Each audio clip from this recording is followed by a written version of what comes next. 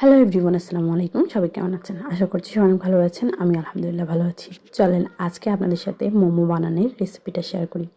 প্রথমেই হচ্ছে এখানে আমি মাংস নিয়ে নিয়েছি। এগুলোকে ব্লেন্ডারে ব্লেন্ড করে নিয়েছি একটু কুচি কুচি করে। এখানে আমি স্বাদ মতো লবণ দিয়ে দিয়েছি, গোলমরিচের গুঁড়ো দিয়ে দিচ্ছি সামান্য পরিমাণে। এখানে আমি আদা বাটা দিয়ে দিচ্ছি সামান্য পরিমাণে। এখানে আমি সব কিছু কুচি করে নিয়েছি। প্রথমেই আমি এখানে কাঁচামরিচটা দিয়ে দিচ্ছি।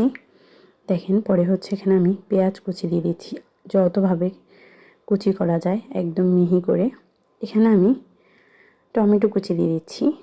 শেষে হচ্ছে এখানে আমি রসুন কুচি দিয়ে দিচ্ছি। একটি পরিমাণে রসুন নিয়েছি। দিয়ে আমি এখানে সয়া সস দিয়ে দিচ্ছি 1 টেবিল চামচ। এখানে আমি গরম মশলা দিয়ে দিচ্ছি 1/2 চামচ। এখানে আমি 1/2 চামচের মতো টেস্টি সল্ট দিয়ে দিচ্ছি। দিয়ে এবার আমি হাতের সাহায্যে খুব ভালোভাবে এগুলোকে মেখে নেব। আমার কিন্তু মেখে নেওয়া কমপ্লিট হয়ে গেছে।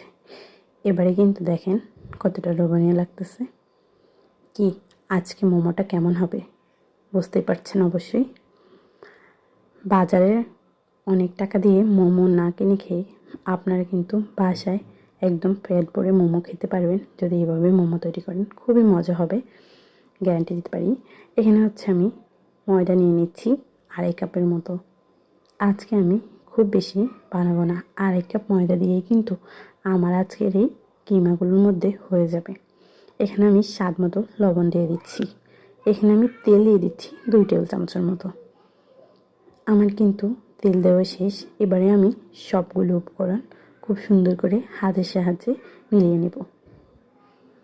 আপনারা কে কে কীভাবে বাসায় মোমো বানান অবশ্যই যদি চান আমার সাথে শেয়ার করতে পারেন। এখানে আমি একটু কুসুম গরম পানি দিয়ে দিচ্ছি হালকা হালকা করে। দিয়ে আমি একটা ডো তৈরি করে নেব। যতক্ষণ পর্যন্ত আমার এই ডোটা সফট না হয় ততক্ষণই আমি হচ্ছে হালকা হালকা পানি দিয়ে দিব। দেখেন আমার ডোটা কমপ্লিট। এবারে আমি একটু রেস্টের জন্য রেখে দেবো ঢাকনা দিয়ে। তার জন্য উপর থেকে একটু তেল মেখে দিচ্ছি। দিয়ে তারপরেই কিন্তু আমি ঢেকে দেব। আমার তেল দেওয়া কমপ্লিট। এবার আমি ঢাকনাটা দিয়ে দিচ্ছি। দিয়ে আমি কিছুক্ষণ রেস্টে রেখে দেব।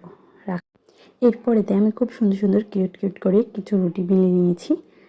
এই রুটিগুলো বেলতে কিন্তু একদমই কোনো কষ্ট হয় না। আপনি যদি সুন্দর করে আটা তৈরি করতে পারেন তাহলে কিন্তু রুটি বানানো কোনো ব্যাপারই না। আর আমি কিন্তু শাড়ির মতো কুচি করে করে খুব সুন্দর করে পিঠাগুলো বানিয়ে নিচ্ছি। আজকে আমি 2 রকমের মোমো তৈরি করব। দেখেন আমার মোমোগুলো কি সুন্দর হয়েছে না? মাশাআল্লাহ বলতে ভুলবেন না কিন্তু। আমার কিন্তু বেশ সুন্দর